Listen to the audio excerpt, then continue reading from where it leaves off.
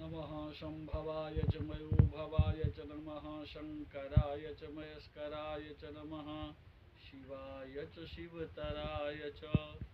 बंधुओं, धर्म कर्म विश्रांति चैनल पर आपका स्वागत करते हुए मैं कुछ व्यवधान के कारण आप लोगों के समक्ष प्रतिदिन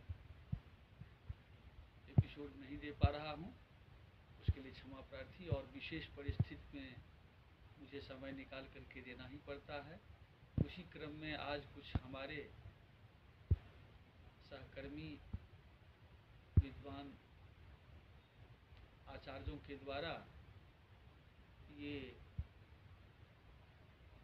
अनुरोध किया गया कि महाराज जी, आजकल जो यज्ञ जागादि हो रहे हैं या ऐसे ही नित्य नैमित्तिक जो घर में छोटा बड़ा अनुष्ठान किया जा रहा है, उसमें जो हवन कुंड है उसके लिए क्या कैसे व्यवस्था है, थोड़ा सा इसके ऊपर में अगर आप प्रकाश डालते तो हम लोगों को भी ठीक रहता और सामान्य लोग भी इससे परिचित होते। तो ऐसी स्थिति में आया है कि अगर 50 आहुति से कम आप हवन करते हैं, आहुति मतलब जो है जो आप उसमें डालते हैं स्टील, तो ऐसी स्थिति में कोई हवन कुंड की आवश्यकता नहीं है। लेकिन 50 आहुति से ऊपर जब बढ़ेंगे तो उसमें जो है आपको कुंड की आवश्यकता है। अब उसके लिए विशेष प्रमाण, सब शास्त्रीय प्रमाण सब दिए गए हैं। उसके संबंध में मैं आप लोगों के नज़दीक में रखता हूँ, उसे आप विद्वान ब्राह्मण जी उपयोग में लावें। खास करके दिया गया है कि 50 से लेकर के और 99 संख्या तक 21 अंगुल का कुंड जो है होनी चाहिए। 21 अंगुल का मतलब हो गया कि अपने हाथों को बंधे मुट्ठी से अगर नापेंगे तो ये लंबसम 21 अंगुल हो जाता है। उसी तरह से 100 से लेकर के 999 तक 22.5 अंगुल का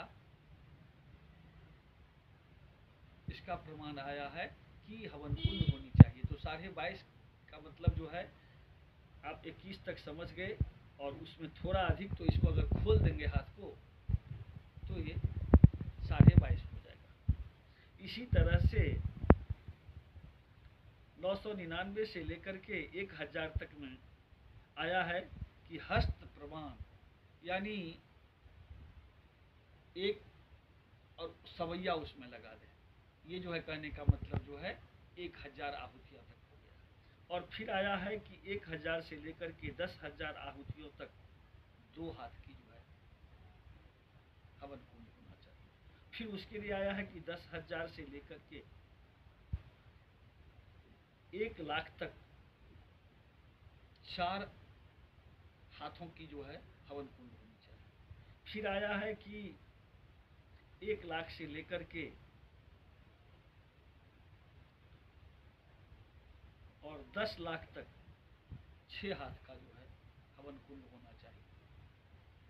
उसी तरह से 10 लाख से लेकर के और 1 करोड़ तक, यानी हवन की आहुतियों की संख्या, उसमें 8 से 10 हाथ का हवन कुंड होनी चाहिए। इसके लिए आया है, एक विशिष्ट प्रमाण दिए हैं शास्त्रीय प्रमाण कि 10 हस्त मिदम कुंडम कोटि होमय दृश्यते, यानी ये आचार्य मयूख का वचन है।